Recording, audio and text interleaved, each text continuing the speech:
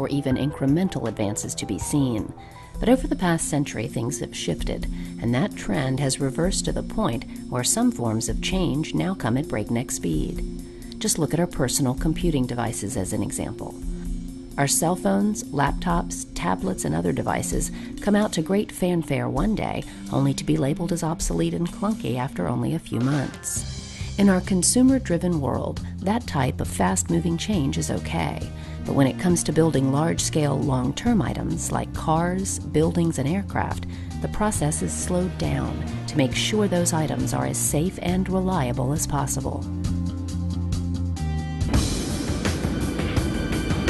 This disciplined and deliberate process can be seen clearly in the aircraft industry. Before new technologies are implemented, they are first tested and retested for many years to make sure they will perform perfectly every time. And because getting it right is so important, the workload is often shared with thousands of highly skilled industry personnel, as well as with the brilliant engineers who run our national wind tunnels, labs, and flight facilities at NASA. Much of the early testing begins at NASA, where engineers bring the breadth of years of aeronautical knowledge to bear on each new design before a craft is ever placed into service. But how does this testing work, and what is the process that researchers go through to make flying as safe as possible? Coming up on this episode of NASA X, we follow members of the Environmentally Responsible Aviation team as they conduct a variety of tests on new aircraft designs that are in the early stages of development. We will follow them to see how initial designs and ideas are moved through the pipeline from computer drawings and wind tunnel models all the way to scale model aircraft and full-scale flights. We will see how each new step is bringing us closer to flying on board future aircraft that are more efficient, quieter, and safe. And we will see how each new step is helping to change the way we all fly.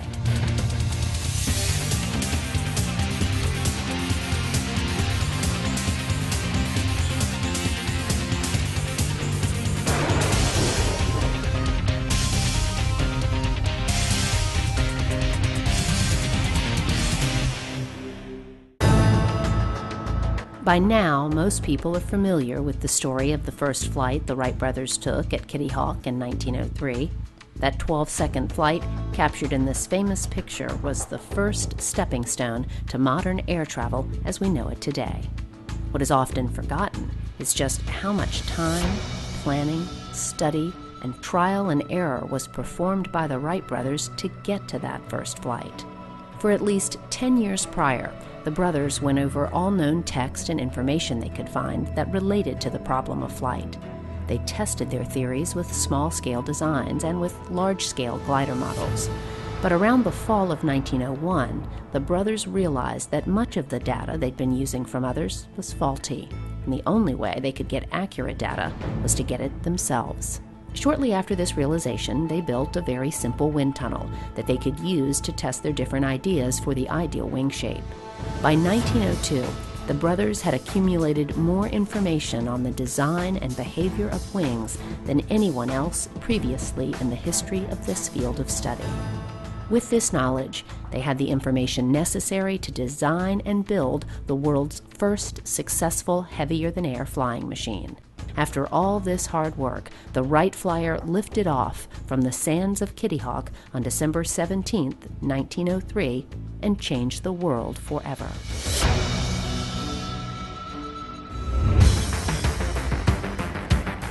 Even though the world and the technology that we use every day has changed dramatically since 1903, aeronautical engineers still follow the same basic principles that the Wright brothers used to build aircraft today. They still build small test vehicles, assess them in wind tunnels, and often make flying scale models to further flight characteristics, and finally build a full-scale aircraft to continue the development. Obviously, much of the testing of today is accomplished by aircraft manufacturers, but many people don't realize that virtually every new aircraft design is still tested at different NASA centers around the country. This is because NASA is still the world leader in aeronautics and has the facilities and brainpower to continue to improve the science of flight for all of us. When people decide that they're going to take a flight, what are they looking for? Are they looking at how long it's going to take me to make this flight? Not necessarily. They're looking at the number of stops and the cost. And so the work that we're doing directly impacts those. Fuel burn, emissions, noise.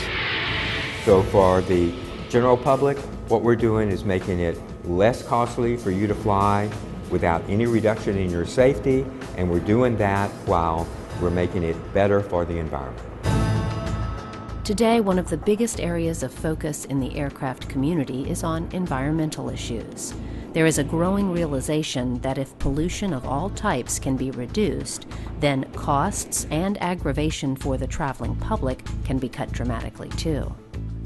Environmentally Responsible Aviation Project is making a significant and important contribution to aviation because it primarily is working on reducing fuel consumption and also reducing environmental impact, negative impact to the world from the aviation, namely emission and noise. So ERA is the centerpiece of our portfolio. Here at NASA Langley in Hampton, Virginia, a small group of aeronautical researchers from the Environmentally Responsible Aviation Project are at the cutting edge of this research, attempting to take the next steps to make aircraft more efficient and less noisy. Their goal: to simultaneously reduce aircraft drag by 8%, weight by 10%, fuel consumption by 15%, emissions by 75%, and reduce overall aircraft noise by nearly 90%, all by the year 2025. These lofty goals are definitely attainable, but a lot of work and testing needs to be completed now to get us there. In today's world, testing new designs always begins on a computer screen. Complex computational fluid dynamics often helps researchers get a head start in understanding flight characteristics of new designs. But even with the most sophisticated computer renderings, at some point, actual hardware must be tested in wind tunnels. So after the computer models are run, engineers send exacting specifications to NASA's model makers, who build these small-scale aircraft for testing in wind tunnels. These models are used to help validate and answer numerous questions about new and existing aircraft designs, including how to help mitigate noise pollution, reduce fuel burn, improve flight characteristics, and so much more. Of course, the art of creating aircraft models is decades old, but one of the newest and most exciting technologies being used to predict and improve aircraft characteristics is located here in the 14 by 22 wind tunnel at NASA Langley. This new technology is a very sophisticated acoustic array that is helping to reshape our understanding of aircraft noise. Well, the array is composed of almost 100 microphones. And what it does, it phases the signal such that it's able to go to a different location and and amplify the signal such that we can pick particular spots and be able to determine exactly where the noise is coming from by focusing on different locations. It's kind of taking a snapshot so that you'll be able to see it in a 3D. And you'll be able to, normally you would only measure a single microphone result, but now we can actually pinpoint it. We've done acoustic testing in this facility primarily for helicopter work, but never to this magnitude as far as the array, the towers that we have. But this is the most extensive in this big facility. This new array is rapidly changing how aeronautical research is done. To better understand why this array is so valuable, we have to first look back at the aircraft from the 60s and 70s. During those days, the biggest cause of aircraft noise was the engines themselves. But over the past few decades, huge strides have been made to lessen the noise level of engines. So now the non-propulsive elements like the slats, flaps, and landing gear are on par with the engine noise. This array in the wind tunnel, in conjunction with the computational fluid dynamic models, has helped researchers predict how striking the change will be in the coming years, as seen in this simulation.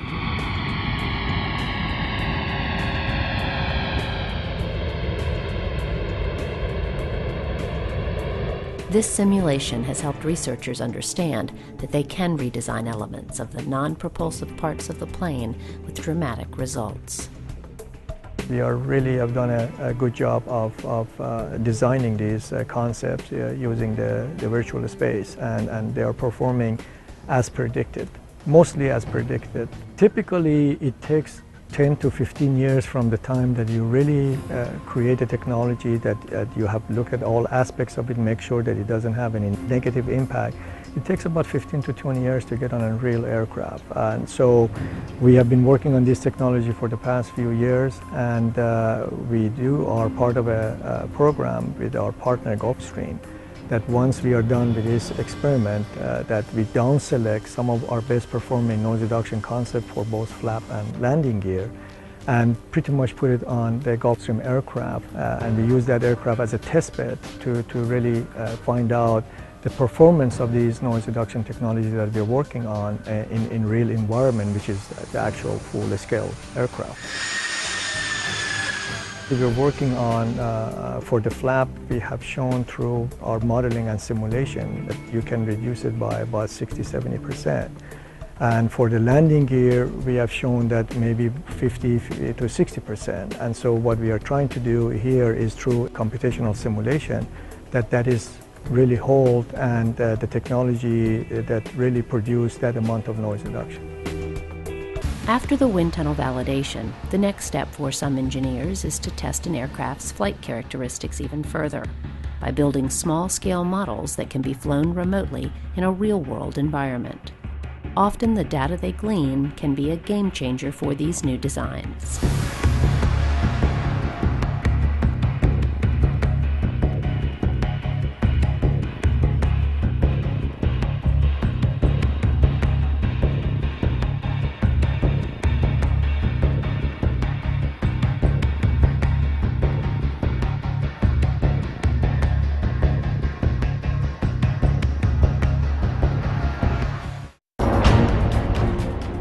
In California's high desert sits one of the most storied flight facilities in the world.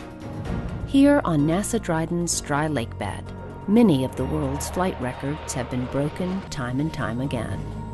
One of the latest flight records to fall came at the hands of the engineers who fly this aircraft, the X-48C. This unique hybrid wing body design is a departure from current aircraft designs, but has shown great promise in reducing both noise and emissions. For over 6 years, different versions of the X-48 flew more than 120 flights, far surpassing the record for most flights by unmanned X-planes. The X-48C began its life as a wind tunnel model.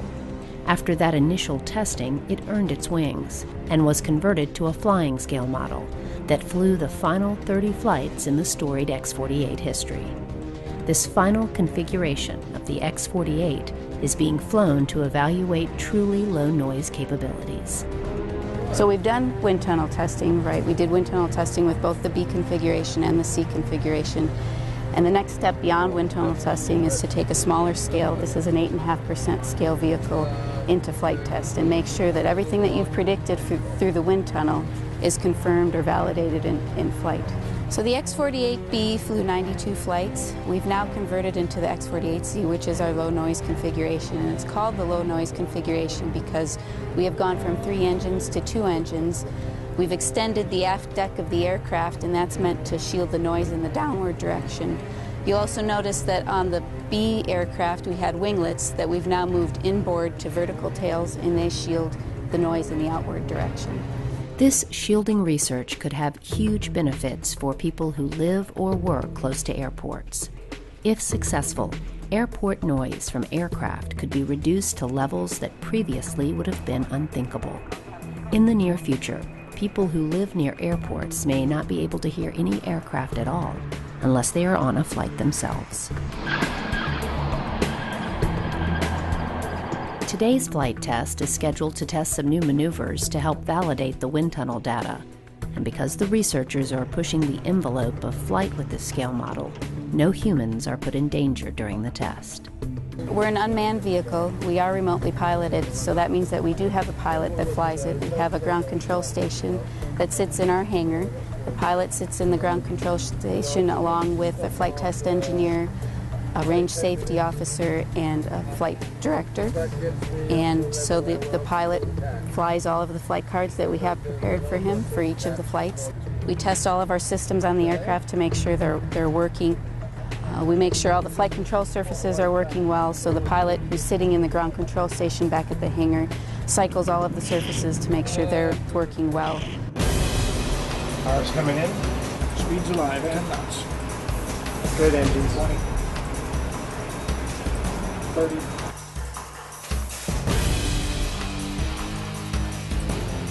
Tower, Skyrray 48 is airborne, make that 23 right, turn right into the area with chase. It's about a 30-minute flight that we have on the C configuration. And so because it is piloted, we also have to use the same crew rest rules that a normal flight would use. When the pilot is flying the aircraft, he gets his situational awareness from a camera that's in the nose of the aircraft. So while it looks like there's simulated windows on the nose of the aircraft, there's actually a window that houses a camera that's displayed within the ground control station for the pilot to gain his situational awareness. So he's not just flying by instruments, he's got an out-the-cockpit view of the flight. The team prepares for the flight, going through the checklist and making sure that everything is a go. Once all the checks are complete, the X-48C is off for one of its last missions. After landing and with the conclusion of another successful flight, the chase plane performs its traditional barrel roll to show that this flight went perfectly. With the years of data acquired during all the flights of the X-48 aircraft, engineers from NASA and industry will have a much better understanding of the flight characteristics of this non-traditionally shaped aircraft. This data will help them perfect and predict how this type of aircraft will fly when a full-scale model is finally built.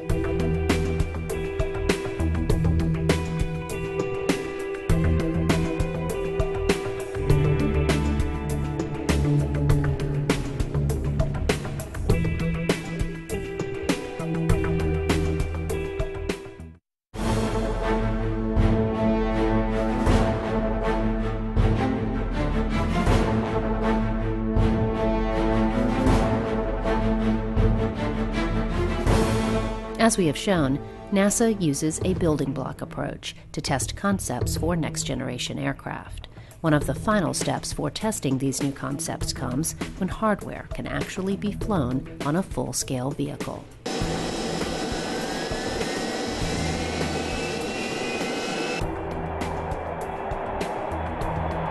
In this hangar at NASA Dryden, the Environmentally Responsible Aviation Project is taking another step to making flying less noisy and more efficient. For this experiment, the ERA team is repurposing this Gulfstream aircraft to test a revolutionary new concept for flaps, moving from just computer and scale models all the way up to a full-scale model aircraft. The reason we need a full-scale aircraft is because of the TRL level, the technology readiness level has to go from a 5 to a 6. In order to do that, you have to have a relevant flight environment. A relevant flight environment means you have to have a full-scale aircraft. With this new craft, the team will soon be changing the existing flaps and moving on to this new technology that has the potential to be a game changer for future aircraft. The reason we have this airplane is to basically do an experiment with an adaptive trailing edge technology. It's a morphing technology for the trailing edge of a wing. So we have the back end of the wing here, and on it is existing technology that has a rigid structure, this like a flap here, and what it does is during takeoff and landing, the structure comes out and just bends like a board. And you see a separation here that occurs. And what this aircraft is going to do for us now is we're going to develop a technology in flight, demonstrate it, and have this so that it's just, instead of coming out like a board and moving down, it's actually going to morph into a shape that's more uniform and connected. And that makes the aircraft flap much more efficient and less drag.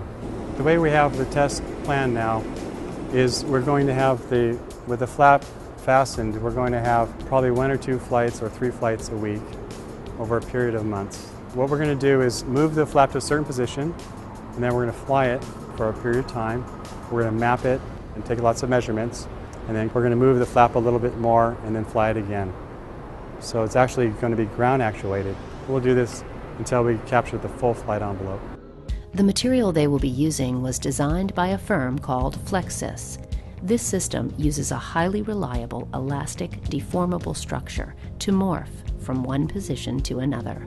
This is the world's first functional seamless hinge-free wing, whose edges morph on demand to adapt to different flight conditions. The most far-reaching impact of this technology is fuel savings. Studies here at NASA Dryden have shown that even a 1% reduction in drag for the U.S. fleet of wide-body transport aircraft could result in savings of approximately $140 million per year. The Flexsys system has shown even greater potential that could result in hundreds of millions of dollars saved per year. Another huge benefit of this concept is the promise for reducing aircraft noise and weight dramatically. But more testing needs to be done. So the next steps for the NASA researchers is to fly the Flexsys system on the Gulf Stream. The entire aircraft has been stripped down and is now a flying test bed. Generally on these types of research flights, there will be a small crew. 2 pilots up front, and several engineers to sit in the back to monitor the data. That same data is also beamed down to the engineers on the ground to validate the wind tunnel and computer models. After all is said and done, this new technology has the potential to be a real game changer in the aeronautics community. Yeah, this is very exciting technology here because of all the impacts that it has on flight throughout the country and even the world. I mean, the amount of savings this is going to have for fuel is very significant, and not just for the economy, but for the environment. So it's very important that this technology get developed and see to fruition. As we have seen, there are many ways to test aircraft, from state-of-the-art computer visualization all the way to the well-worn tools from the past. But no matter how it is done, it's comforting to know that every day the engineers of the Environmentally Responsible Aviation Project are continuing to make strides to improve flight for air passengers of today and for generations of future flyers as well.